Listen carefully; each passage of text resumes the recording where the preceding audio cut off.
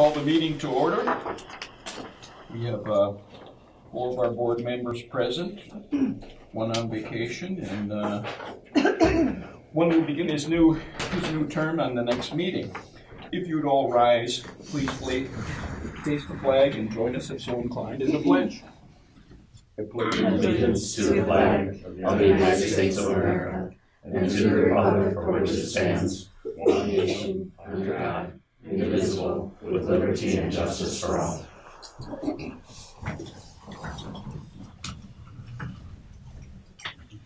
So somewhat a unique experience for us. Most of the time when we have days off of school due to inclement weather, we also have days off of all events, including our board meeting. Tonight it was incumbent on us to get together to discuss and continue on our process for superintendent selection. And we have our people here that made the trek in inclement weather, so the least we can do is show up as well. So thank you for attending. So one of the deletions on our upcoming agenda will be item 4, the consideration to approve the finance report. Josh couldn't be here this evening. We will double up at our next meeting, so if you please remove that from consideration. And having done that, I don't have anything else for the agenda, so if anyone would make a motion to approve, that would be appreciated. So moved. And on the motion, seconded by Bill. Other discussion? All in favor say aye. Aye. Opposed? Carried. Scheduled presenters, we have none this evening. Popping down to public input. If anyone has anything to speak on behalf of any entity toward the school district, any questions that they have, any concerns that they have, now is your time. Moving on. Consent agenda. Items under the consent agenda are considered routine and will be enacted under one motion. In the event anyone wants to speak with one particular item, we can remove it for separate action. Please take just a moment to look over the 4 items under our consent agenda and let me know if you have any questions or concerns. I do just want to point out some things on the resolution for accepting the donations. The Ed Foundation has been extremely generous here at the end of the season, and Brenda and I have sat on those committees and they've just done some wonderful things. One of the biggest things that's happened in recent history for our CTE department is we did get our very own milling machine. That is a pretty significant donation to the school and kind of is the completion of the back rooms back there. So close to $15,000 for that. And you'll see a couple other things that the Ed Foundation did, as well as the Gobin family for wrestling. So just want to point out how appreciative we are, obviously for all the donations, but the Ed Foundation has just completely gone above and beyond in our requests. So very, very thankful. We should invite them in sometime for just a little session, conversation, maybe a thank you, and just let us know where they've been and where they're going. We do have a significant, very large, close to $200,000 coming. I think that would be very appropriate when they come in. I think that would be nice for them to do that here. Yeah, I agree. So when you're ready, anyone willing to make a motion or have any questions? I'll move to approve the consent agenda. Brenda, on the motion. Second. How many missed a motion and second? Anna is on the second. I have a question. Sure. With the donation, was it in the resolution? Is that right? You do the whole thing under one motion. That's a great question, though. We should have explained that last meeting, but we're doing it correctly. Okay, we have a motion and a second on the floor. All in favor of the consent agenda is shown, say aye. Aye. Opposed? Carried. Old business, school board directory 2019. I'll pull it up on the screen. This is just a tool that we, the community, if they request it, there's information there, what committees you're on. It helps Lori and I keep everything straight as far as who's starting and when your terms are done and things like that. So it's just a directory of all of you. Is it an action item? I don't believe it is. It's just something we're sharing, a document we're sharing with you. Okay. Anyone have any questions on it? Any concerns on it? Okay, ending old business, moving on to new business, discussion of the Cannon Valley Senior Center. Okay. This is, one of those items where I don't know if it's good to bring it to this meeting or if I should wait until after the city council meeting. It's one of those things, do you do it before or not? We've had some great conversation with the Cannon Valley Senior Center. They've been part of our community for a very, very long time. If you look at your document that I gave you here, it's just the rental agreement. Our utilities cost us around $18,000 a year to run the CCC. We certainly use the gym down there as well. All of our other tenants are also tax exempt organizations, and they pay monthly rentals based off of the space they use and things like that. If you look at the facility use, we are asking for $500 a month to rent out basically almost the entire CCC. This is a big hit on this group. They have never paid rent before. We love everything that they do with us, so this is kind of a new territory for us. We are trying to work with the city, and I will be working with the city council meeting on, I believe it's February 5th, whatever that Tuesday is, because senior centers are typically run by cities. They aren't run by schools. This is a very unique. I sent something out to all the superintendents of state. A lot of them have great relationships with their senior centers, but they don't house them and they don't, those types of things. I'm just trying to get some balance in this, and so $500 a month would be approximately $6,000 a year, a third of what our utilities cost. In this discussion, they have come back with an offer of $200 a month. I don't know if I'm in the place to have those conversations yet. I think that's going to be something I'm going to bring back to the board and see what you want to do. But I do think it's important that I go to city council first and try to see where they are at. The city does give them money for their group. It's not a lot, but they do. They have big fundraising events and things here. We rent the auditorium to them for very, very small cost, and they have their big concerts and things like that. I can certainly understand the predicament they're in. They don't have the funds to pay us, but we can't continue to have, heating bills of $1,400 a month and not have something coming in. I don't feel like I'm in the place to say, okay, we had a meeting, we decided on $500, now they're countering with $200 or $250. I just don't know if that's my place. So tonight is just a discussion. I want you not to be surprised when you see me at the city council meeting and say, whoa, that's talking about something I didn't even know anything about. The downside of that is I don't know if I should talk to city council first and then bring the information back here. So this is just more, I want you to take this, I want you to read it. I could certainly send their proposal back of the items. I can actually put them on the screen here. If you look up on the screen, the things that they changed, mostly number 5, the rent. They're offering $250 a month. So those are the kinds of things I'll need your help on deciding. Our committee, led by Jake, sets the rental fees, and this one is actually much lower. It would be right around $1,000 a month for what the space that's used. But we thought $500 seemed good because they do so much for the school as well. The other thing is they can work off the rent. So if they were to take tickets at a game or to be a site manager or something like that, we'd be able to bring that rent down a little bit too. So again, not much we can talk about tonight, but I didn't want you surprised when you see me at City Council talking about this and you hadn't heard anything. Teresa Johnson is the new director. Dick Mensing is the chair of their board, and so we've had some great conversation, and I think things are going really well. They are definitely a partner in education, and I don't want to lose them. I just want to make sure that we're doing the right thing. It's really a tough one. The city should support a senior center, but they don't have a lot of money either. We've got the beautiful building for them to be in, but at what cost? Those types of things. So it's a very delicate conversation that we're trying to do well, and I just wanted you to be aware. Would the facilities group convene before this, maybe, and you could run this by the facilities committee?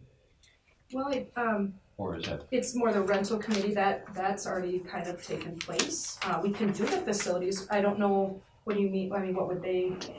I'm not sure, but if we follow our track of taking it to committee first and having them make a recommendation. We did. Jerry was a very huge part of the contract. This This was about, and Jake's not here to confirm this, I think about 3 meetings to get this put together. Jerry, before he was off the board, was a part of that. Can I ask a question? Yeah. What's the impetus, what's changed this year as opposed to last year, the year before when they weren't being charged rent? Is it just, I don't know, PD costs going up? Is that why I love this was that the year to do question. it? Great question. I think it's just come down to this year we'd really like to do no reductions, and we're trying to find things where we can kind of tweak those. They used to be in 1 room, and now it's kind of spread to 2, almost 3 rooms. The area has spread out. A great example is the gymnasium. We would not heat that. There's no reason to really heat it, but we feel that we should because they play so much pickleball and things like that in there. It's a lot. The bills have gone up a lot. We know what city water is doing, but it's hard to say, okay, the kids that are playing basketball are flushing just as many toilets as the senior center, and those types of things. So we don't think it's fair to charge all of that back to them, but all the other entities that are in there that are also tax exempt are paying rent. And so we're just trying to make it balance a little bit, and we thought 1/3 of the cost seemed fair. When they rent the auditorium, we give it at a crazy good rate, and that's their biggest fundraiser of the year. They absolutely have to have that to even survive, and so we're trying to be good. We're trying to be good partners. We're just trying to make it balance. I mean, should we reduce a teacher? You know what I mean? It's a really tough spot to be in. We're just trying to make it balance a little bit.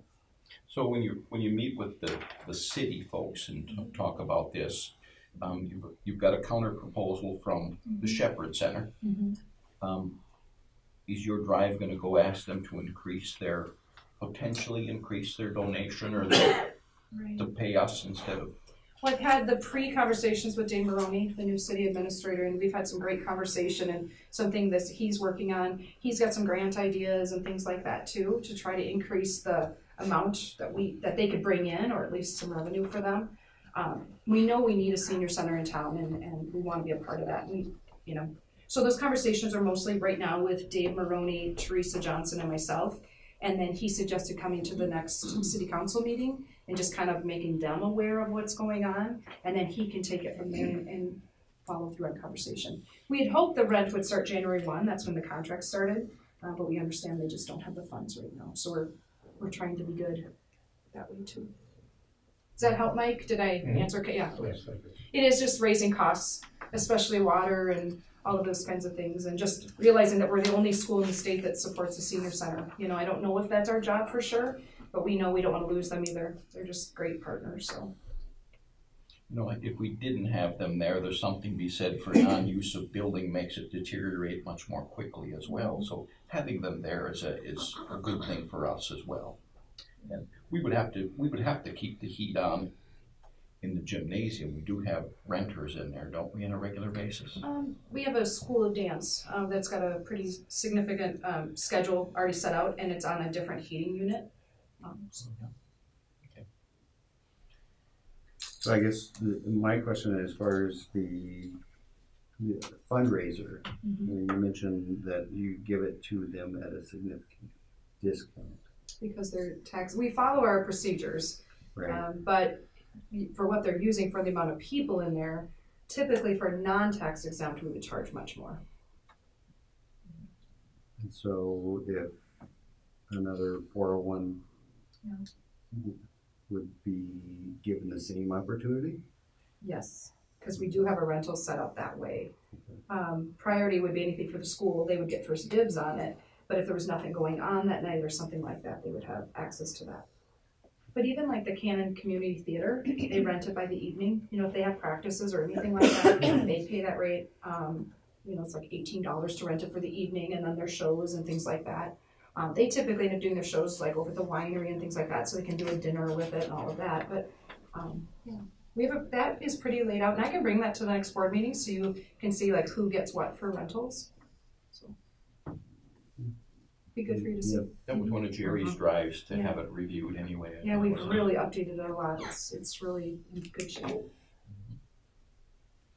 Yeah, I agree. We want to support that and be good partners, but it shouldn't be an expense to the school. That has to come out of our budget. The utilities. Okay. Anyone else? Okay. Moving on down, consideration to approve the Kennan Arts Board Scholarship for $250. It just keeps coming. Right, and you've got that in front of you. I'll let you read it there as well. I used to be a member and a board member on the Kennan Arts Board. They do some really great things. So obviously my recommendation would be to accept this $250 scholarship for our awards banquet that'll be here before we know it. Just off the top of your head, what are we getting in scholarships from our community and other benevolent people? It's about $82,000, and this will just add to it. So. On top of that, we get the Gemini. Typically, we have a student that qualifies for the Gemini one that's another $100,000. So it really gets up there, that's for sure. Okay, we look for a motion to approve the art scholarship. So moved. Motion by Bill. A second. Second by Brenda. Other discussion? All in favor say aye. Aye. Opposed? Carried. Consideration to approve a medical leave beginning December 28th of 2018. Right, this one already has occurred and been started, and it's working out really well as far as some subbing situations and things like that. But we do have a medical leave requested. It would be my recommendation to approve that. We have a motion. We motion in second. We can always discuss right after the second if you'd like. Right. So moved. Motion by Bill. Second. Second by Anna. Other discussion? So as we're following all the tenets and policy and statute, whatever we need to follow here. In Family accordance medical with that. leave. I mean, you learned all about that at your conference. How long is the leave for? We won't know for sure. The doctor's documentation kind of gives us some free reign until the end of the year, which I think is actually good. So we're not continuing to go back and forth for the teacher. It's convenient, and for us it's convenient. So it's working out well. It's already started, so so far so good. Okay, we have a motion and a second. Any other discussion? All in favor to approve the medical leave beginning December 28th of 18, say aye. Aye. Opposed? We're carried. Consideration to approve the 18-19 spring head coaches. So you were in this. Oh, really? Springtime. I have put them up on the screen. You'll see a lot of really familiar names on there. You will see one interim. We decided to do that for a one-year leave for our current head coach. And so I strongly recommend approving these coaches. They've done a really nice job for us. If you have any questions, I can answer them, but again, they should be names that you all would recognize. And I would assume that the interim is aware that it's interim. Yeah, absolutely, and he's very comfortable with that and been a part of the team for quite some years. So it's familiarity for the boys as well as the school. So I think it's a good match. And if Jake was here, he would tell you the same thing. For a motion? There's no one I'll here to move second. anything. Moved by Bill. Did you second? I'll second. We have a motion and a second on the floor for the approval of the spring head coaches for 18-19. Any other discussion? All in favor say aye. Aye. Opposed? Carried. One little side note, I know Jake would tell you too, our numbers of kids in activities, all activities, is higher than it's been in years. I'm going to have him put all those numbers together for you. I'm really, really excited for you to see that because sometimes when you decrease students over years, I mean, we are up this year a little bit, but you also see a decrease in that. And we know that when kids are active and involved, that they have better academics and all of those things. So just kind of some exciting stuff. I'm having Jake put that together because I want you to see our numbers. I think that's a really positive sign for our community. Absolutely. Yep. Okay, MSBA Superintendent Search presentation of the hiring criteria and vacancy brochure. That's a mouthful. Is this an action item? Yes, we will have some action. For the search, I'm not sure. I think we'll turn it over to them. Just a presentation. Yeah, well, by the time we're done though, it'll be an action item of some kind to give us that full direction and for the rest of the search. Sandy, if we could bother you to either sit or stand on the side. I don't know if necessarily get it to you. Yeah, for the camera. It is a little bit better than that. So thank you for that too. Good side. Some sides are better than others, although. Well, good. Thank you. Good to be here tonight, just to kind of go over the two things that are most pressing, I think, for the search to finalize tonight, to give us some clear direction of where you want us to go. And one of them is just a quick review of the timeline that was established last week. Just to kind of, once again, I know you all had an opportunity to look at this, but hopefully this week when it came to last week when it came earlier. But, you know, last, on the 22nd, now it's the stakeholder survey is open from the 24th to February 10th. We've also already had a significant 8 people that have gone online to fill out that survey. That's a pretty good number so far. How many? 84. 84. Mm-hmm. So you're on a good start, I think. Like the word got out. Yeah, so I think you're doing a good job. And then tonight we're here to, you know, really to approve the timeline hiring criteria, basically the brochure, so that we can fully market and begin to answer the questions of some of the people who have been calling us. February 13 has been established for the Stakeholder Involvement Day.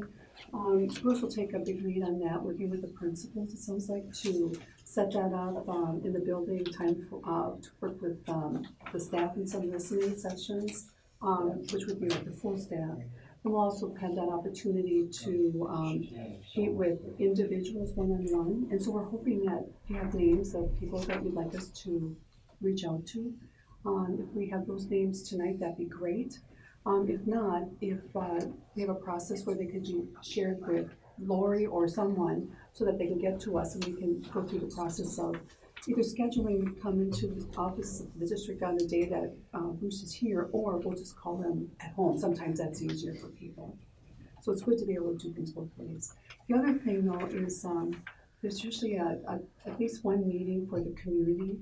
So if that were to be held on the 13th, what time of night would you want that meeting to be held? Is that a Wednesday? That's a Wednesday. That's going to be difficult. The church night. Mm-hmm. Mm-hmm.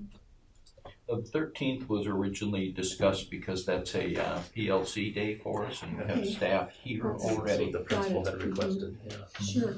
So if we were here during the day for that, it would be possible to do the community meeting on the 12th or the 14th. It's just a matter of which day would work better for you and what time. 12.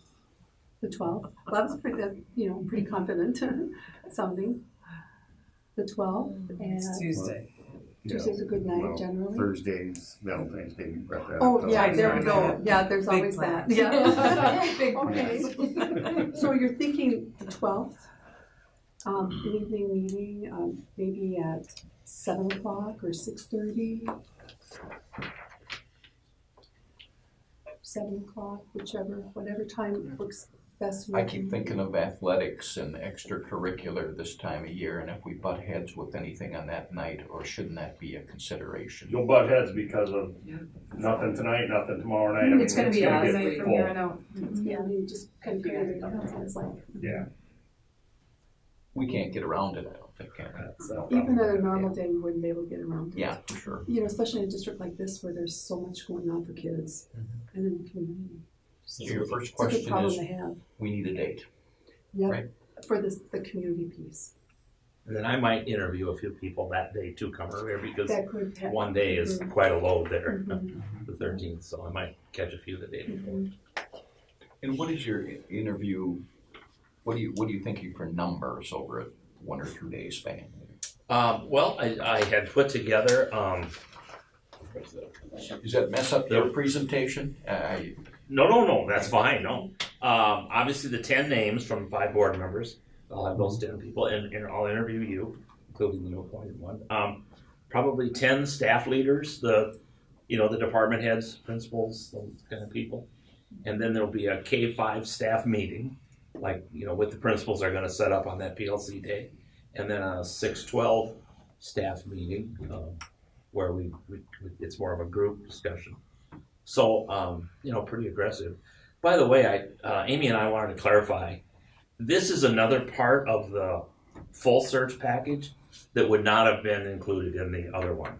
We said afterwards we should have given you just a hair more detail on that, but just so you're aware, this is done only in the full search, not in the limited. So this is another piece that you're getting for that choice.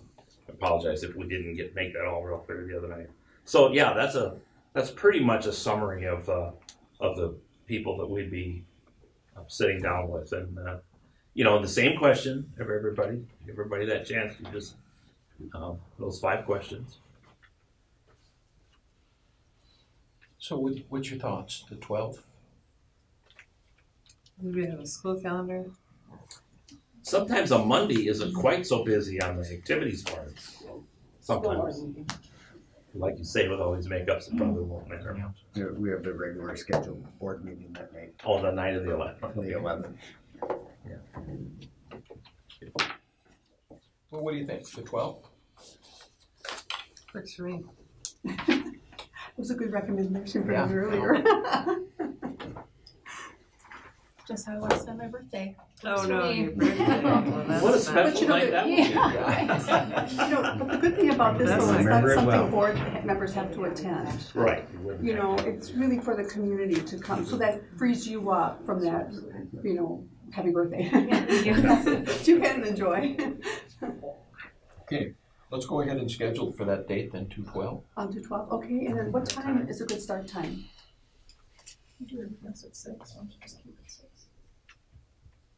I think if we want community participation It's too though, early. I think it's too early. I think 6:30 would be the earliest to start. 6:30, I think the earliest that we can afford to get it started is what we want to do, because we don't know exactly how long it'll take. Is 6:30 agreeable? I think so. I would say, I've been doing this work for a long time, and I would say that this meeting will be about an hour long. In its entirety, an hour Its long. entirety. For the 5 questions and Change of the opinion? opportunity. So 6:30. Still good for 6:30? Let's also think of a location. What would you guys? Obviously, the gym probably isn't available. No. Not likely. Media center. IMC. IMC? Yeah. Or library, where we have last week. Good, thank you so much, and then Bruce will be in touch with everyone here, and I feel like that'll be a really good sessions in the district. Then on the 25th, we have scheduled interview training. Could I just ask what time when's a good time for that meeting? That is the regular meeting. Oh, that is a regular meeting night? Oh, good, I'll write that down then. Well, that helps a lot then, so that means 6 p.m. Okay, good. And then we've got the application deadline of the 25th. We'll review the applications first on the 26th, and then once we've completed our review, we'll Pony Express them somehow over to the district here so that board members can start to review them individually, beginning on the 27th. We'll be back in the district on the 24th, and that's when we'll have our recommendation for the board's consideration, and then later in that meeting, the board will decide who they're going to interview. On the March, what time would you, on the March 4th meeting, what time would you like that meeting to begin? That's a regular school board. Is that also a regular one? Okay. No. The 4th? No, it's the first Second. Monday of the month. Yeah. March 11th should be our regular. Okay. Yeah. So March 4th, okay. So that would be a special meeting. It's not. Is it, when possible, does it make sense to start some of these meetings at your regular time, your usual time, at 6 or?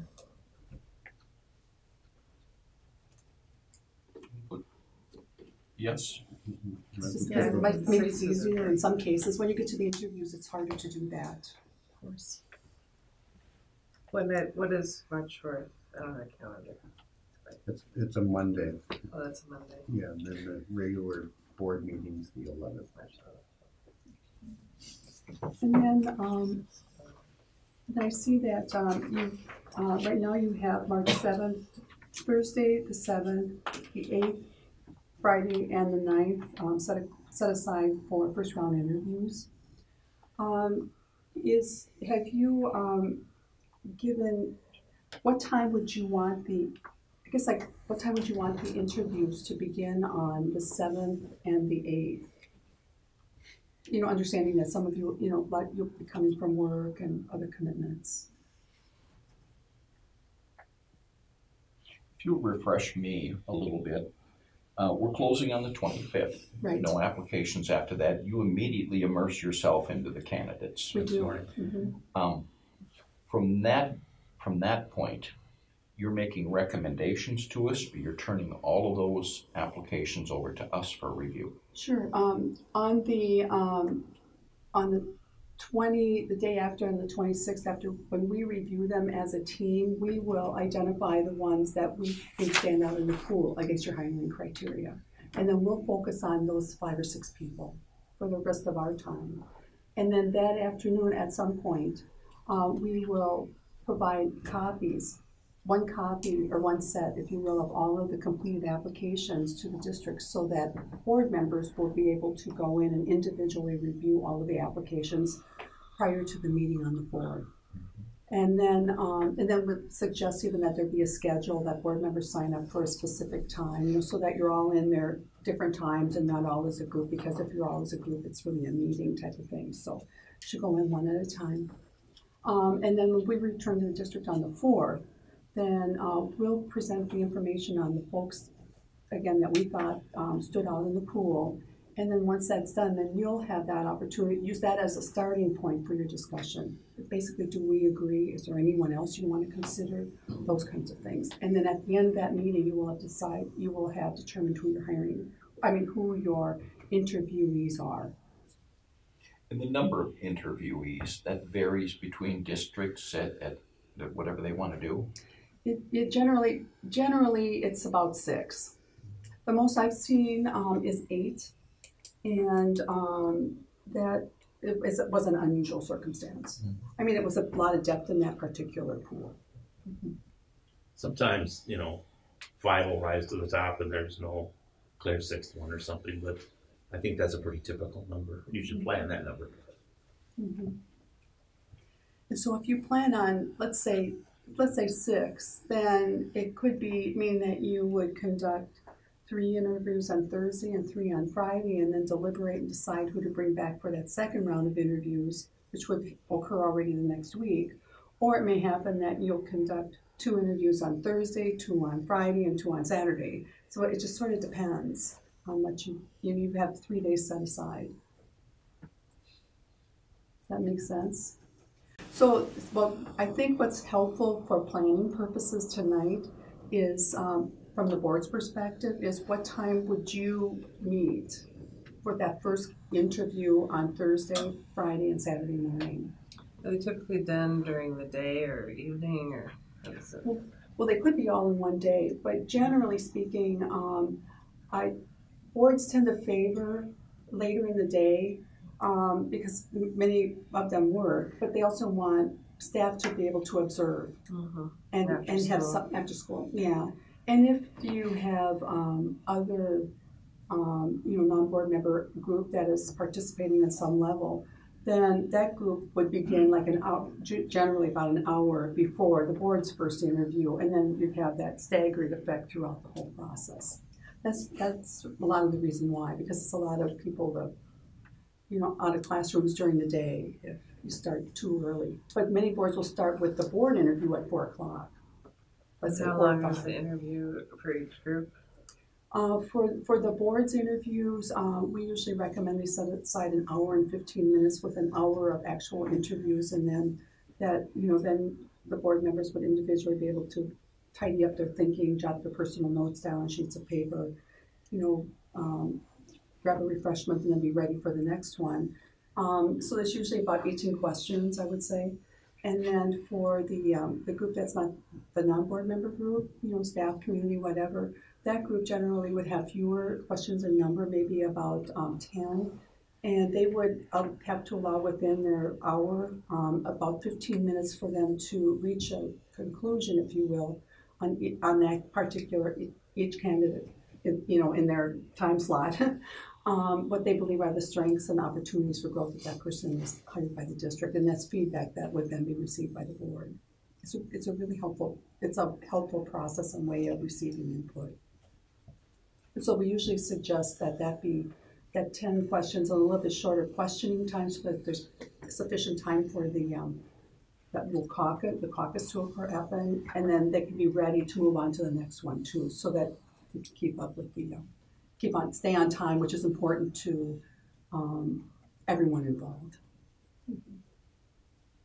So that process with us and with another group would be 2.5 hours approximately. Yeah, right. So, but it would be staged, where each one candidate would probably start with the staff group and then move to you. Mm-hmm. And then while you're working with candidate 1, let's say, staff would be meeting with candidate 2, mm-hmm. etc., and work your way through the night like that. Mm-hmm. And then, so it might be repeated 2 nights and then again on Saturday morning, or you might decide to conduct, a lot of boards decide to just go about this work on Friday and Saturday, because then there's not that extra night out during the week. So then they might start at 5 o'clock or some, the board's first interview might be at 5. If that's the case, then the next one would be at 6:15, and then the next one after that would be at probably about 7:30. And you'd be done about 8:45. You'd go home and you'd come back probably about 9, and then start at 9 and repeat that process and be done with your deliberation probably about 1 o'clock or 1:30 on Saturday. But if you decided to do, Thursday, 2 on Thursday, 2 on Friday, 2 on Saturday, we've seen that as well.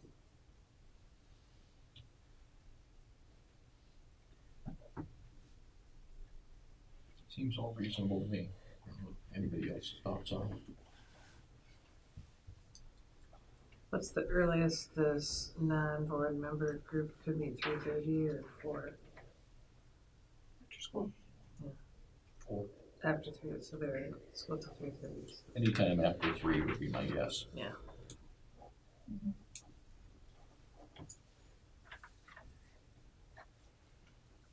Sound right, huh? Yeah, classes end at 3. 3:30. 2:45 at the elementary.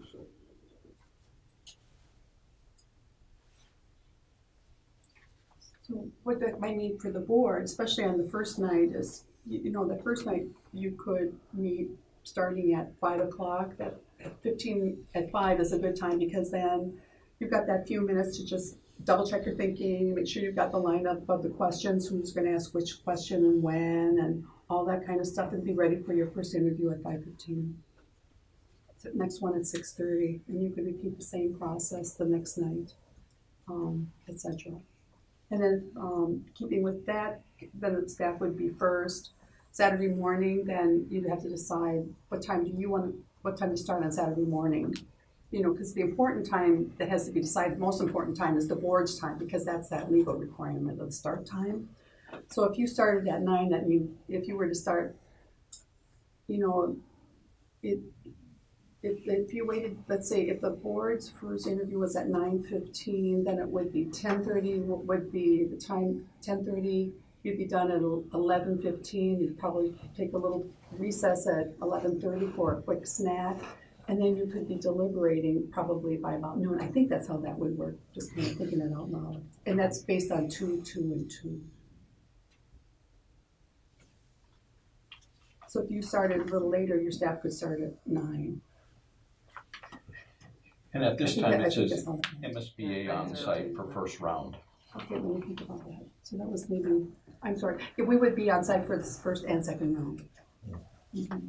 And there'll be 2 of us on site.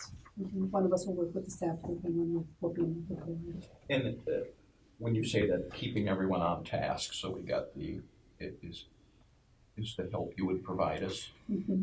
Yep. You help and lead you from one spot to the next, mm-hmm. And when you get into the interviewing, it's more prescriptive.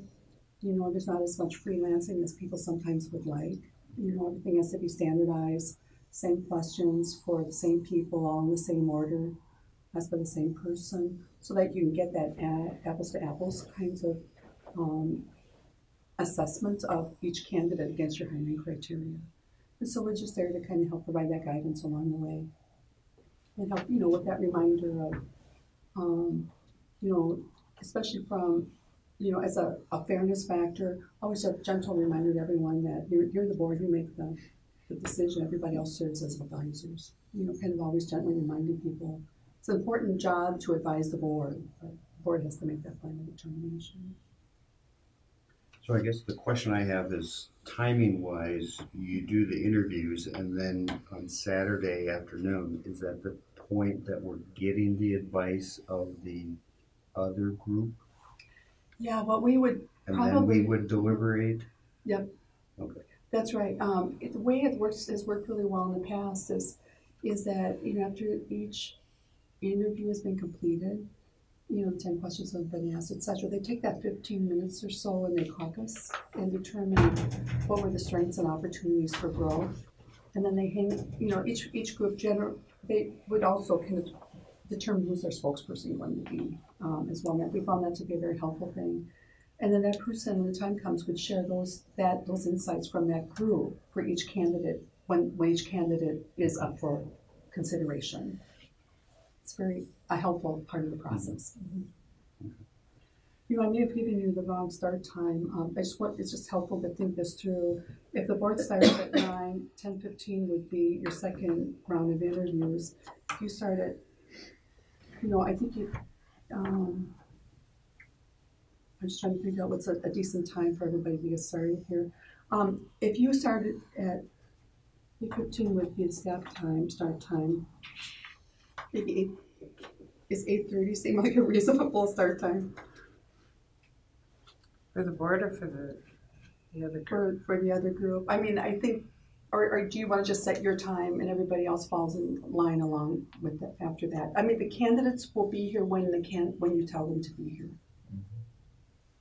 That's so if it's reasonable to start at 8, the first candidate will be here at 8 a.m. So if the staff group started at 8, which has happened, then their first interview would be done at 9:15, and they would roll right into the second one. You would start at 9:15, and then you would be at 10:30 rolling into your second interview. The staff would have that 30-minute, your second interview downtime, but then they would be here and ready to go when some will leave, but some will stay. And that's kind of what my observation has been. Or they may all decide to stay, it depends what else is going on that day. But if you are if you start at 9:15, 10:30, 11:45, you would be done. Quick recess, bite to eat, really while we compile the last of the results. And then we should be ready for the deliberation, maybe around noon or 12:15, depending on how much data there is to add up. We certainly have a couple of representatives from one group. Does the start time bother you at all? Make it work. Pick a time. I think you guys set your time and then. Yeah. But just to clarify, so one group will interview a candidate and then have time off and then interview another candidate? Pretty much. But the board would interview back to back? They did interview. But within, you'd have about that 6. And it's just to make sure that everybody stays on task. Okay. Mm-hmm. And is it the same set of questions? Mm-hmm. Yes. All standardized. Okay. Good question. Is it possible for the board to ask those questions and the other staff are in the audience? Probably not asking the repetitive question, well, so the candidate doesn't go through 2 sets of interviews with the same exact question. They won't, because okay. We'll make sure that the questions are different. Okay. Yeah, because what the staff wants to know is different. I mean, the types of questions would be a little bit different from what the board would be asking. Those great questions. When she meant same questions, it was each candidate hears the same questions, yeah. But they would be different from the different group. Yeah. Okay. 2 sets of questions, but consistent. Yes. Mm-hmm. Yeah, good clarification. Mm-hmm. And we would be dealing with this on February 25th when we have the interview, and we'd also begin formulating our questions there, and you can tell us the propriety of them. I would guess. Right. When we come back to the district, when folks return to the district for the interview training, you're right. We'll bring a set of questions as a starting point that get on your hiring criteria, and we'll look really closely at your district's website. Use that as a starting point, but we'll work you through a process. And then the staff group, we would hope that they would all be here too, and then we would do the same work with them. So that when we walk out of that meeting, we've got a very good draft that can be finalized at the meeting on March 4th, or that March 4th meeting, where we would present the candidates. We really need to make sure in that 225 meeting that everybody who's going to be involved will be here. Representatives from department heads, EA, just make sure they're here. That's really, some boards have gone so far, if you can't make that commitment, you shouldn't going to be on the team. Because there are some legal concerns, and they just want everyone to know and understand about the don't ask questions and those kinds of things. It's just better for the district as a whole. Any other questions here? Mapping them out well for us. Just keep No it questions on this. Oh, that'd be good. Can I so what time are you thinking about your meeting would begin? So did you decide on your meeting on the Thursday, Friday night? Does 5:15 for the board make sense? Well, 5 o'clock on Friday night, just to finalize anything that might, any loose ends. First interviewee at maybe 5:15. But then you could start at 5 o'clock then on Friday night, and then start at 9:15 on Saturday morning. That's fine for the board, but is that too early for the other group to start at 8, or is that what people have to They drive? said they'd make it happen. Make it So work. What about the candidate? All of mine were at 8. Yeah. Really, and then they'll be here It's not a morning. when you, Yeah, but 9:15 is okay for me. okay, that works good. Candidate will probably be up at 4. Yeah, That's right. and you're waiting at 7:30 probably. Yeah. No question about it. That happens all the time. So on that, so Friday, the Thursday meeting for the board, maybe start at 5 just to make, double check all signals. But your first interview at 5:15, the staff can start at 4. Staff can start at 4 both nights, and then if you start at 5 so you still would have to start at 5:15 on Friday night. Otherwise, it doesn't work. We should be here at 5. You should be here, 5 for sure the first night, and by 5:15 the second night. But if you want to come at 5 both nights, you just hang out for 15 minutes before the meeting starts. Does that make sense? all of it does. Okay, I think it sounds like a really good schedule actually. So then the March 13th is when you would bring back second round of interviews, people for second interviews. And what time would you like that? It's, on the second round of interviews, boards want to bring back 3 people. We usually say 2 or 3, but really the goal is 3 people. In case somebody decides at the last minute that they don't want to continue, then you still have 2 people left to consider. There's always that possibility, like Bruce said, that there would be, let's say, 2 clearly defined people and then a drop off to third as well. So we could end up with 2 conceivably. And it's just that at that point, the danger is what Sandy said, that somebody pulls the plug on you. Yeah. There's but yeah. The other thing I want to mention out there is that, we have seen it happen on more than one occasion since we sit in these interviews now where the leading candidate, really after the push that everybody thought was in their mind was the leading candidate, really totally flipped and the second round of interviews. So there is some benefit to making sure that to the extent you can, if there's that third person in the mix. So if you're looking at the 13th, and if you're still thinking that it's an hour and a quarter, so 5, 6:15, and then you've got 7:30. Your deliberation would probably would begin about, I would say, 9 o'clock probably. 8:45, 9 o'clock. As soon as the information is tallied from that last interview. Does that seem somewhat reasonable? It's a long day. It's a long night, probably. Unless you can start 13th. Unless you can start sooner than that, March 13th. That's a Wednesday. What day is that? Yeah, that is a Wednesday. Okay. People are taking, okay.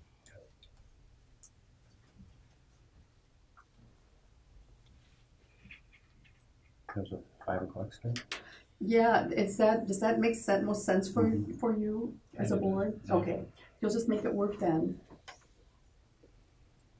Okay, and then you also have this time set aside on March 15th and 22nd to negotiate the contract with the candidate. The most important thing here is that the dates are on your calendar and on your radar for whatever, if it's a committee of the board who will be doing this work. You know, that the specific time, you should be thinking about that as well. So is there a time when a committee of the board might meet or something with the candidate? Most likely via phone, because its chances are good that whoever you pick maybe can't be here, you know, in person. So you'd have to make that call, negotiate via the phone. And why it's important is that a committee of the board would be involved, and because a committee of the board is involved, it has to be noticed and posted. And if you wait till the 13th, because once you get to the 13th, the most important thing is to keep the ball moving and not take a lot of time off in between things. So if you get to the 15th, if that meeting, would it be possible for the board to meet at 5 to negotiate the contract with that candidate, or would something earlier in the day work? Are these, is the negotiations committee an extension of the negotiations team that meets and does contracts? Sure. Or is do we talk among ourselves about who we promote as the superintendent negotiations team? Well, you can do that. I think the most important thing, here's and if I use that terminology, in a lot of boards that I've been working with lately, it seems like it's whoever negotiates the contracts with the negotiations team in general just does this one too, but it doesn't have to be that way. So you can decide who. The important thing is that if you can set a time, then that can be noticed and posted, and you won't have to worry about rushing to do that after you get to that meeting on the 13th when you select your candidate. But you can decide who's going to actually do that work, who from the board. We'll talk more about that when we come back for interview training, how you're going to manage that piece. We'll talk about it again when we're here on the 4th, and that during the first round of interviews as well. So you're prepared. That's the most important thing, is that you feel prepared. As long as we have the dates down here, hold the date then? Mm-hmm. Can we defer the exact time for right now? That sounds good. We'll be bringing it up. That sounds good. That works for me. That works. That works really well. The most important thing is you've got an unholding pattern. Okay.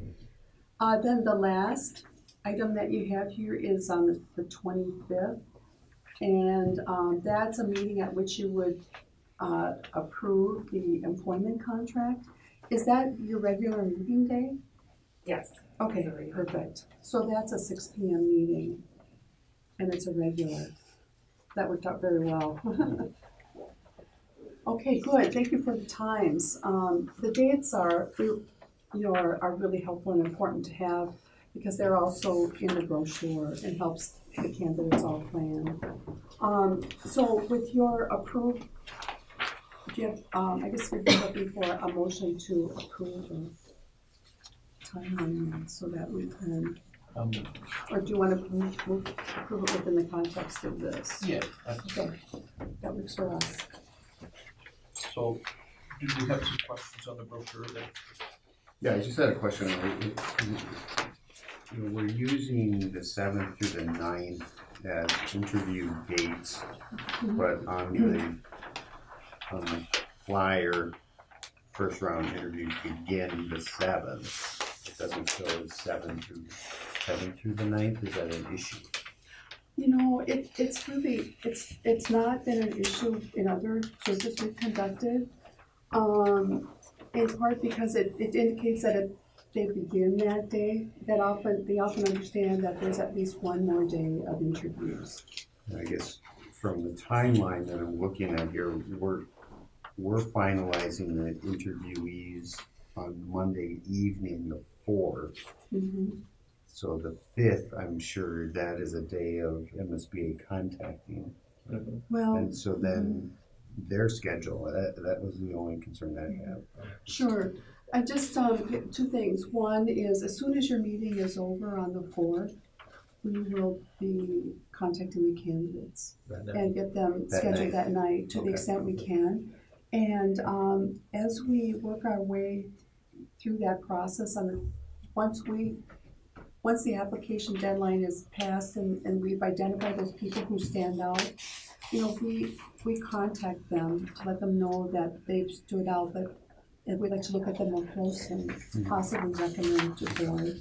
And we talk about the timeline then.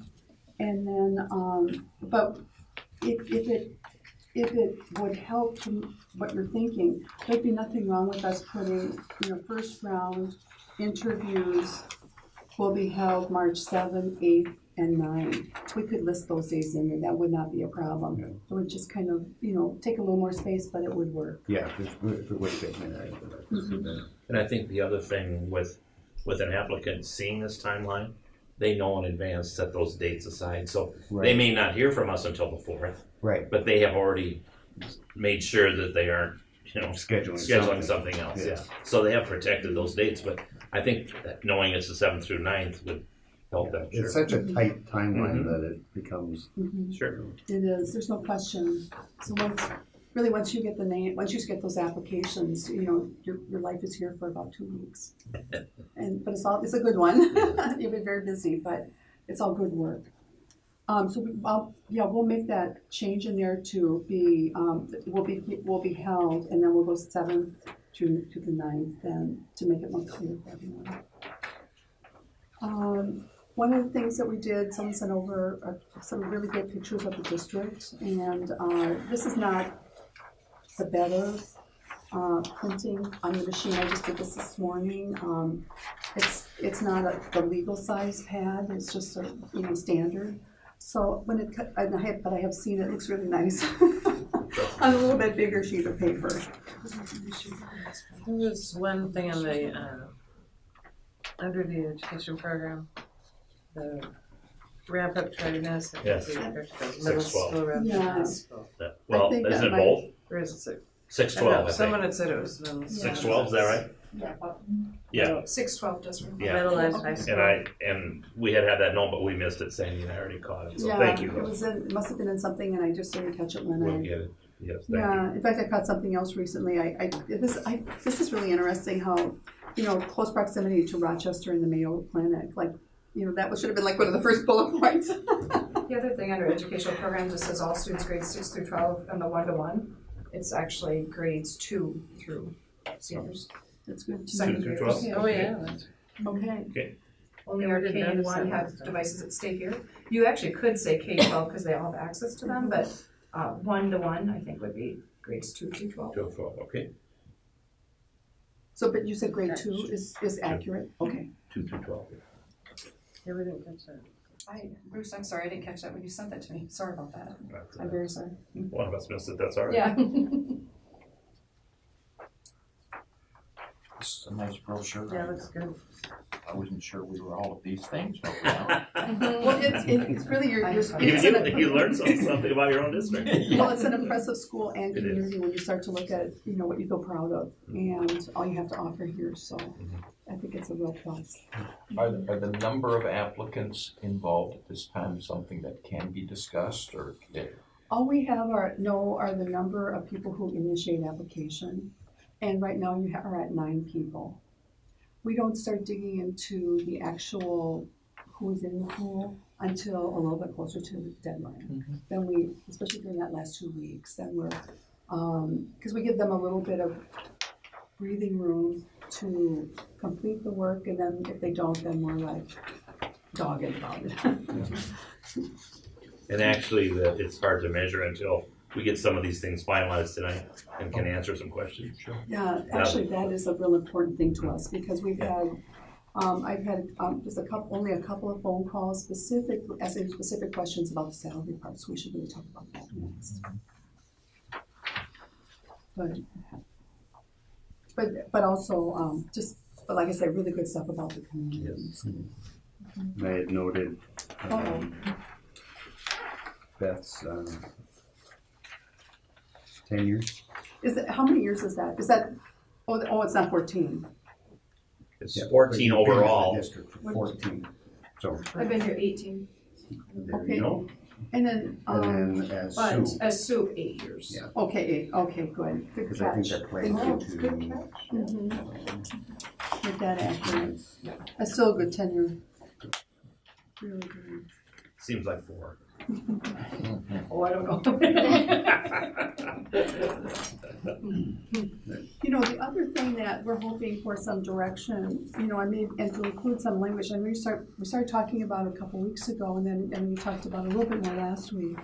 But tonight's the night we're really hoping to get some direction from you about what you'd like to say about a salary of some kind. And I just want to really stress once again the importance of it being more than it's regionally competitive or something, because it's really hard for people to know what that means. And we've actually experienced a couple times where we've been unable to close that, where a board has been unable to close that gap, asking gap, if you will, with their chosen applicant, and they've had to start the search over. So it's a good thing to avoid when you can. And so Bruce might have Bruce has done a really good job of gathering some information from the conference. And you can see what that's current salaries for this year, that $131,000. We also had some information from we looked at, it was asked last year about some searches that have been conducted. And I just sent this information over this morning, but it's been kind of one of those days. I can tell you that we have a search that's a part-time search we've been conducting, where the range for that at halftime was 55,000 to 70, and if you do the math, that puts you at 110 to 140 range in that particular district. We're conducting another search where the range is 120 to 145, and that's a district of similar size in the suburban area, like you folks would be.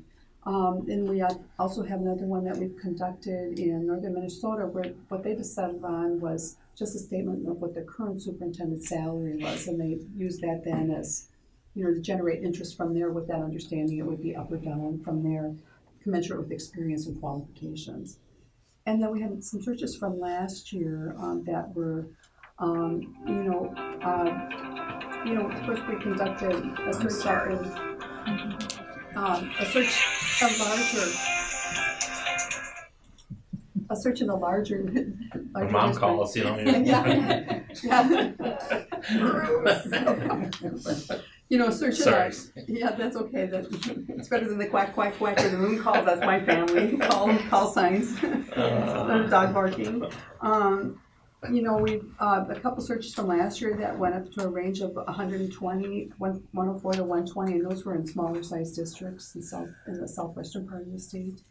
We had another one up in the northwestern part of the state where the salary range was up to 136, and that was for this year in a district about similar size, but in that northwestern part of the state where things are usually a little bit lower generally than some areas, parts of the state. Then we also conducted the, as you can see, the RTR search last year, where that range was 105 to 125, and again, that was a district, I think, of about 600 students, if I remember correctly. So it gives, of course, we had one that was a district of 75 to close to 8,000, and that reflects the 176 range.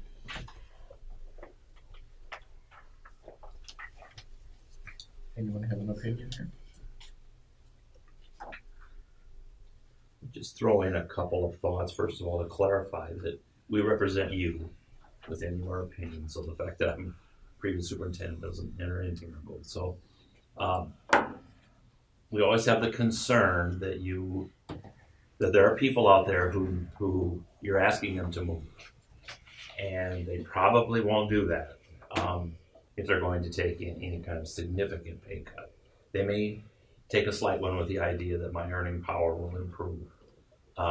But that number on that sheet, you could lose a good candidate depending on what that number is. You have to keep that in mind. And again, we're here to represent you, so you want to keep that in mind. But I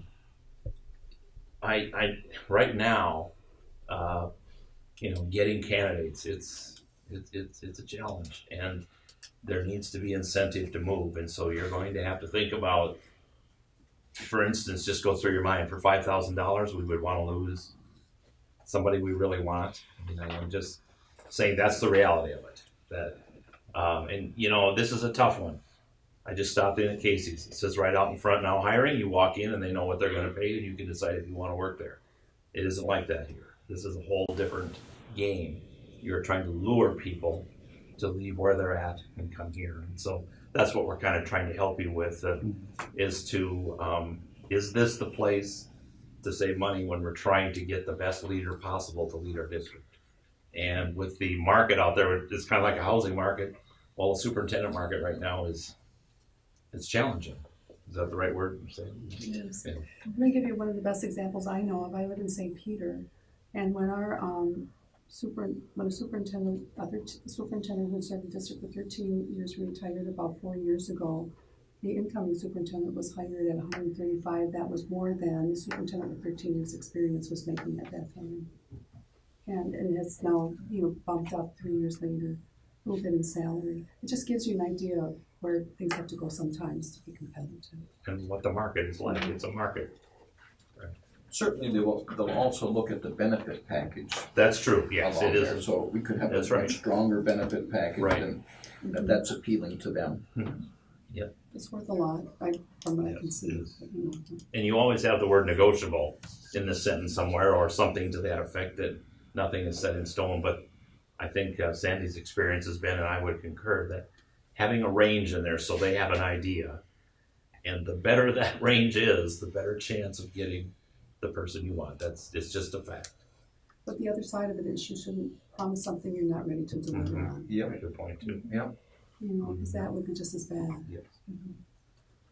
Well, in the Hiawatha Valley, the four that are closest to us in enrollment would be Pine Island, Lake City, and Zumbrota, Mazeppa, and Triton. And they're in a range of 128 to 145. The range of experience from 2 years to 7 years. So I think that looks like a pretty good range, something like that. Maybe go a little lower for less if it was someone without superintendent experience.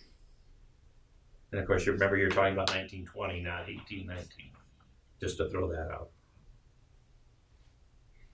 These are 1819. Yes, these are 1819. Mr. Lindo, you had something you'd like to I didn't hear the ones he mentioned about a school that said something about the current superintendent pay. They, instead of listing a range, they... Talking about St. Peter? What you just said? No, one of them said instead of listing a range, one of the examples you had on your note sheet. Yeah, where it just listed the salary of the current superintendent. Salary of the current superintendent. Okay. Yeah, the salary for the superintendent this year is X number of dollars. Okay. We've had quite a few do that recently. It sends a good signal, maybe of a starting point going up for some people in their minds, I think. Plus, it leaves you a little more flexibility maybe to go where you want to live. Brenda, what was that thought again? You had a range based on size? Well, the four districts that are the closest to us in enrollments are ranging from about 127 to 145. And that's ranging from 2 years to 7 years experience, but that's the 2018-19 salary. So, and Goodhue's the only one that's at 125, so that's kind of the bottom right now. And they're smaller. So is it reasonable to broaden that range on the high end and on the low end? Possibly, because if we had a superintendent with no superintendent experience, you might go a little lower than 125. Right. If I could just caution against that, I would just practice care. It's really easy to place someone without any previous experience at the low end, but keep in mind that person was only without experience 1 year and then they have experience, and it's really hard then to catch someone up if you want to catch them up where you think they really should be. I mean, superintendents usually, generally, one would have to leave. It's harder for, I have not seen it happen, but a couple of times where they've really made that big leap up where they should have been in the first place. It creates a different kind of quandary. feel like listing the current salary gives us more flexibility than a range, because they can see what Beth's experience is and what she's at, and if they come in with less experience than that, they're going to have to assume that they wouldn't be at that level when we're not listing out a range where somebody might come in and kind of binds you a little bit. Yeah. The other part of, excuse me, Sam, just quick, the other part of flexibility is you get to use that with a person and you decide, we really want this person.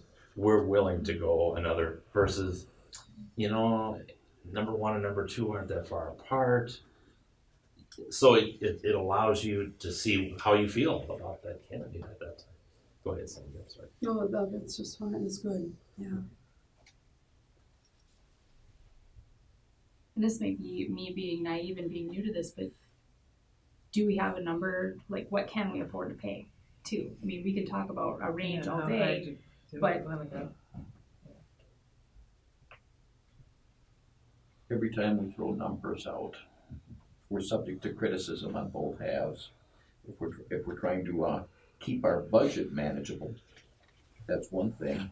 We don't want to lose people is the other thing. So, you had a good suggestion there by just putting the present salary on there, but negotiable or things like that. It's flexible, whatever word. Yeah. It's it just seems like it might be. I would guess anybody who's got a zeal for this job would look at the potential high end and say, "Gee, I hope they're flexible." Mm. So, I think when I'm asked this question, I'll be able to say, the board understands that it's a negotiation, and I think it's fair to expect that they're going to go up from there. And, generally, and it's all about experience and qualification. And they often want to know, too, what other items might be in the superintendent's current package. With the understanding that there's no guarantee that will carry forward, to the new person, but it may. It's almost about the negotiations.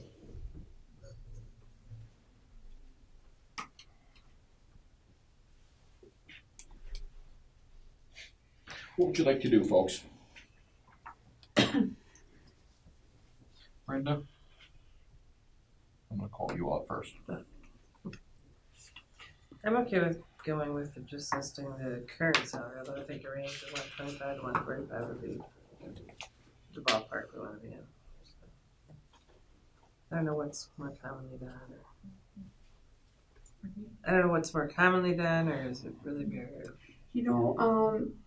I think that from my experience, what we would see is we see either a range, or we see the superintendent's salary this year, in part because it's hard to figure out what's the right range. Okay. And they don't want to limit themselves by not putting, the worst thing you could do is write regionally competitive or something. Yeah, without an indication. Yeah, that wouldn't help you at all. Yeah, I'm fine with either one of those. Bill, what do you think? I'm doing some math. Oh, I thought your mom called too, maybe.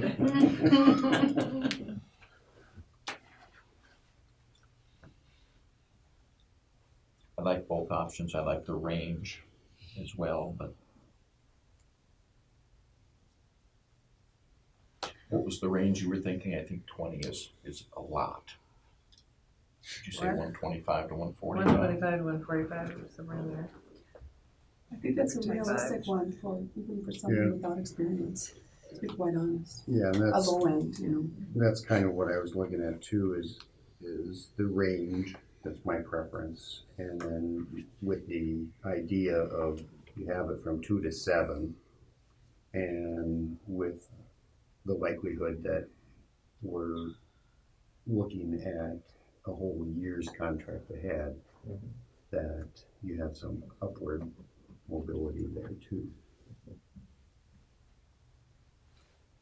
Mike, does putting a range on it with an upper limit hamstring you at all in negotiations with somebody come in? I just think that when you get to especially that level, and it's nothing against Beth or anything, but I think everybody who comes in here is going to think that they are the best superintendent that we could possibly get. If Cannon Falls is willing to offer $145,000, then that's what I'm going to ask for. Yeah, And that's where the negotiations can start. They're gonna wanna go Whereas back, yeah. I think if we went with this is the superintendent's salary this year, like the other option, it maybe gives us a little bit easier way of negotiating. Maybe we do go to 145,000, but that candidate wouldn't know that that's our top range before we go in. Yes. There is. Yeah, either route, and you know, like I say, we're starting to see more of the statement where the current superintendent's salary. I think for a lot of these reasons that you're talking about here, it's. I think, but the good thing is you're saying something.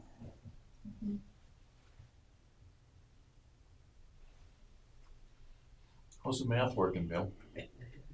Well, it's considerable, you know, between what Pine Island has at 1,264 students, and there's 126 student difference. You think about the input per student. And then considering full family health insurance, you know, they're not giving anything in HSA. So, I mean, that's considerable. So, like I mentioned in the last meeting, that's maybe more of a cash option that they negotiated. Yeah, true. So, you know, that's where I'm kind of sitting with the range, with the idea that you can do the cash option, but knowing that you're going to be negotiating something on the benefit package. Are you still thinking on range here as well? I'm okay with either way. You're I think. flexible. Yeah. I was going to throw one comment in at the bottom. We've got the average of the entire conference, and looking at it from a candidate standpoint coming in, I know that I'm coming in new. I may be a little bit under that, but I don't want to be very far below the average of your conference. Otherwise, I'm going to kind of be behind the 8 ball more or less my career. And so the average is 1379 for students, which is a little bigger than yours by a couple. So keep that in mind too. But remember, that first salary of 138 is this year. So realistically, the conference average, and I did make the assumption of a 1.5%. because I couldn't get everybody's next year. So the conference average is going to be 140,000. But again, and also keep in mind, you're saying you prefer experience, so you are hoping to get an experienced person. That's what you, quote, prefer. And as long as you leave that open, so it might be that you're using the current salary, gives you some flexibility, but in your mind, you may have to know, okay, does this person have experience or don't they? Do we really like them, or do we, we're happy with them? And again, knowing that next year's salary average will be about 140, and that they will probably expect to want to be near that. That's just a typical candidate coming in. That's the way I would be if I was coming in.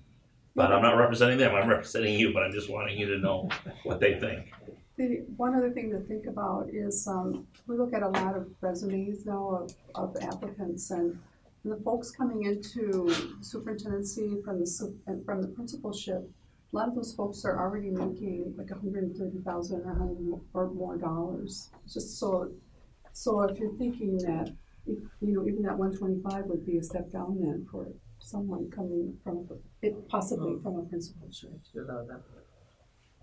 So it's a lot to think about, but Mr. Dalton? I think if you're going to look at like average and say the 138, and next year will be 140, you got to throw Kenyon out of that mix, because that's I mean that's unbelievable. I don't know why Beth just didn't go to Kenyon. I mean, well, remember he doesn't take any benefits though. Right. He's just taking cash instead. Still 173,000. Mm-hmm. Right, but I mean I think that really skews the average if that's going to be a benchmark for negotiation. If somebody did their research and they found what you found here on an average of 140, and we listed the present soup salary, in your opinion, with your experience, would that would that say, whoa, I can't do it for that? Or would they understand there is a negotiation process here? They would I'm sorry. I mean, let's say 131 versus 140. Is that going to scare anybody off? Or are they going to look for that to be negotiable? I think they'll look for it to be negotiable because we're going to write it in this information, that the final salary is negotiable based on commensurate with experience and qualification. You get the range thing, but just to throw it out there, I would follow Anna's lead on this and just list the present soup's salary, understanding it to be flexible, right? I think that gives us more to work with. I don't think we're wrong either way. So, Bill, you have a different idea. I can tell by this one. Well, I was just going off of what Mike's thought was there, trying to figure it out. My battery was dying. Got to do it the old-fashioned way. It takes just a little bit longer. We need the analytical people in here to balance me. It comes out to 135. If you take Kenyon out of it. Would you have an issue if we just did it with the soup salary then? Not dramatically, no. I feel comfortable with the range because in my world, we work off of a range and based upon the experience. And like Bruce said, you don't want to put that person in at the bottom of the range because they become a shining star and now you end up having a hard time catching them up because then it's negotiations, it's hard.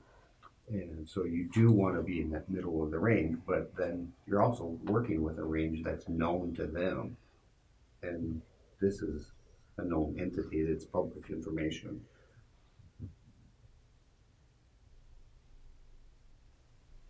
And I don't care. I think we got two good So options there's here. 125. If we had a range of 125, is probably too low then. Your high school principal makes more than that. You can't go that low. I know. So if we arrange it, we're talking 130 to 140 somewhat.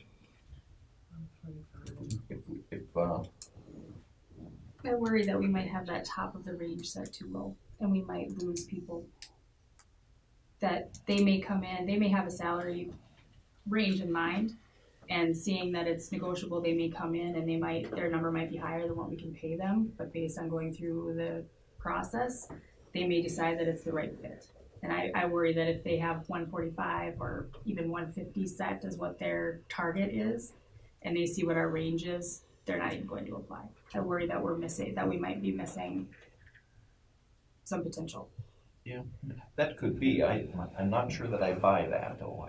I think that people who are interested in the job and interested in everything we have to offer will figure out that we're going to be negotiable on that or flexible on that. But with a range, we wouldn't be. With a range, we have a top end. We're saying this is our ceiling. Theoretically, we do. I don't know if it's... But what I'm saying is, we might have somebody come in and we say at the top of our range is 140, and we end up paying 145. What people did we miss out on in that 40 to 45 that didn't even apply? And then we're going above our range. That possibility does exist, probably. The other thing is, just to give you an idea of how we generally handle things, we may get a call from someone who's interested in the position, and they might say something like, I currently make $165,000. Do you think the board would go that high? And the answer might be, wow, the current superintendent's making $131,000. That might be a bit of a leap. What about 155? Well, still might be a little bit of a leap, but when you start getting down to the 150, 145, 140, that's where you'd have to decide as a board. When we get that kind of call, some people are ready to step down from 160 or 70, but some people aren't. But if they're not fully ready to do a step down, if that is the case, after you're done, then that has to be their decision to apply. We kind of try to walk them through a process of some kind so that they're making a good decision for themselves too, in case they're the person you fall in love with. and you see that 170, we would have talked through, well, what does that mean? You know, well, the 170, 131, the chance of a board going that high for you is probably not that great. So we start, like I say, walking back down from that point to get to something that might be a little more realistic.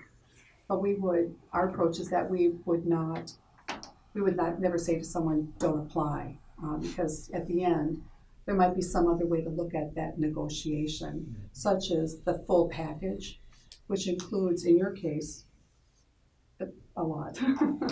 You know, it's a very nice package. And I don't mean to have that being as something like it's too much or anything, but it's a very nice package that could be very helpful, at least for candidates to consider when they're trying to decide what to do, understanding everything is negotiable. Just because this is for Beth doesn't mean it will be for the new person, too. Earlier I was asked about what would scare a candidate. And I think I can almost say for sure, if you go range and your bottom number is less than 130, I think it'll scare someone. That would be, I mean, I think you've got to, and if you put Beth's salary in there, you're all right. But I think that somebody coming to a school like this, knowing it's a good school, but knowing that there's plenty to do, I think anything less than 130 would. What you asked me about, that might scare someone off that you'd like to have at least come in and take a look at you. Remember, they're coming to take a look at you too. So you want to get them in here. There should be a certain amount of difference between the highest paid employee and the superintendent. There ain't none.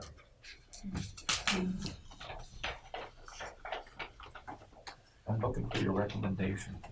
I opened my mouth up enough. Is it typically 10% above your highest paid, not your superintendent? Is that the number it usually is? I don't know if I've seen it calculated that way, but I would imagine probably $10,000 or something would seem reasonable in some people's minds, probably at least. Okay, range or not? A or B?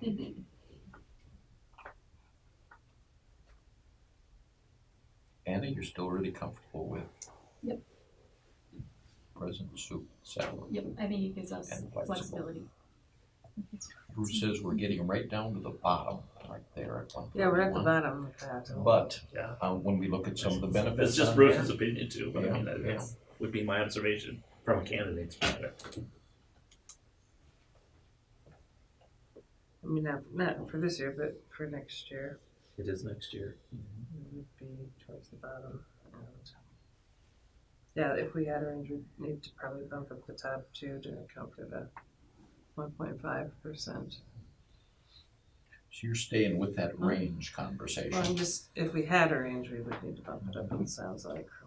Hey, come on, somebody's got to be pushing here. No, Can I ask one more question? One more question. That's it. We're talking about a range versus putting in a salary, but can you say, instead of salary, can you say total compensation package? So could you throw in the dollars that come in with the HSA and the 403B and what the health insurance ends up being and doing the total amount of compensation? It probably goes against standard practice, I would guess, if there is such a thing. I mean, I think that would be true for instance, so how we approach certain things. Yeah. But I hear what the point is, because there's only so many dollars, and at the end, you know, if the negotiators and the candidate will put them wherever makes most sense. Yeah. And but maybe for tonight, it's hard to have that total number set and ready to go for what we actually need it for.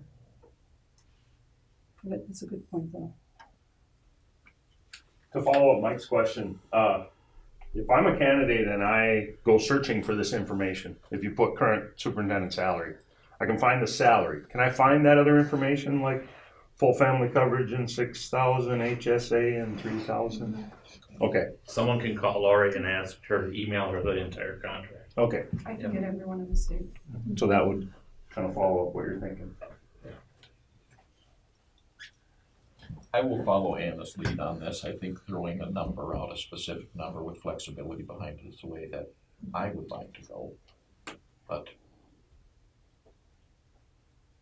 Can you live if we I don't just care put a if number down? Yeah. Feel grudging, we Well, can, I know that, yes. but you can't. Is that a motion? I think we motion all of this at the same time, I Okay, hope. great, perfect. If you're good with that, let's do that. And let's hope we don't lose a candidate because of it. But You know, I don't think you will.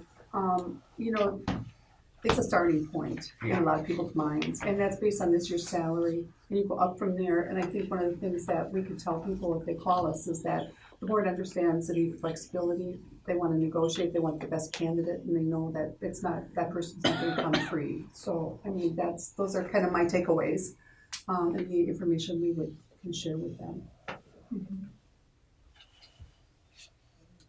Okay, so MSBA search committee presentation. We've okayed the hiring criteria and the vacancy brochure, and what we're going to list as the salary according to our present SUP's salary. All of that correct? We'll just also point out in the brochure that the leadership profile section is the result of the work that we did at the last meeting, where we, compiled the feedback from folks that were there that night, and from what you turned in that night on your white sheets and blue sheets. That's kind of the summation of that. So we're telling candidates, you're telling candidates what you're looking for, and that was the result of that last meeting. Yep. Just a point of focus. Okay, based on that statement, do I have a motion to approve the hiring criteria, the vacancy brochure, and the listing of the present SUP salary as our point, I guess? I move to approve. Anna, on the motion. Second? I'll second. Bill on the second. Other conversation? All in favor say aye. Aye. Opposed? That passes 4-0. Looks like we're down at the bottom here of our Can I just ask one other thing, and then I'll get away from the board meeting here. And that's, tomorrow we'll input all of the changes. Is there one person here we can send the corrected brochure to get that final, yep, this is it, nod? Lori can do it. Lori? Beth can do it. We have a lot of information. Right. And just in terms of the change, those minor changes, and of course we'll proof it and everything before we do anything else. Okay, for our upcoming meeting, you can see all we've got to do, plus we're going to install our new appointed board member at the next meeting as well. So he doesn't have to talk to us from the third row back here. He can come up and sit next to us and ask away. Anything else that you got for the next board meeting that you'd like to have some discussion on, or anything at all, please contact Beth or Lori, and we'll see to it we can get it on as our schedule dictates. Okay, having said that, I would look for a motion to adjourn the meeting. So moved. Second by Brenda, seconded by Bill. Pretty fast, Brenda. Yeah. I was like, Enter the discussion. All in favor of adjournment say aye. Aye. Opposed? We are finished. this is my favorite. Sorry about your birthday.